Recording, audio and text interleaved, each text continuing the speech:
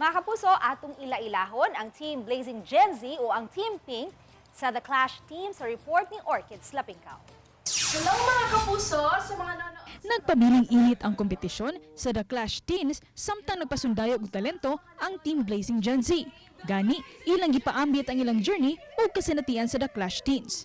Yung mga travel po, papunta dito. Tapos po yung iba ko pong si Papa, yung dalawa ko pong kapatid, nandun po sila naiwan po kasi po hindi po sila makakasama dito. Namulat po kasi ako sa rock. Dahil isa po akong banda. Namulat po ako sa Air Supply, Bon Jovi po, mga international rock icon.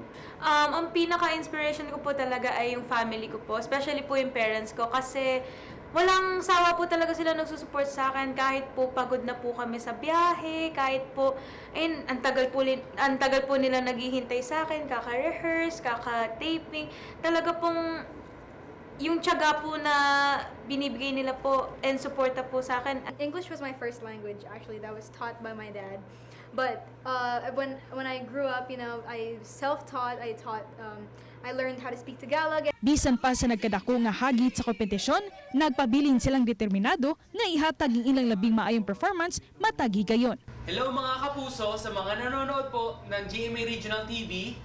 Balitang Bisdak! I'm Inigo Badillo. I'm Biel Santos. I am Hannah Mayaladin. I am Violet Santa Cruz, and we are The Blazing Gen Z!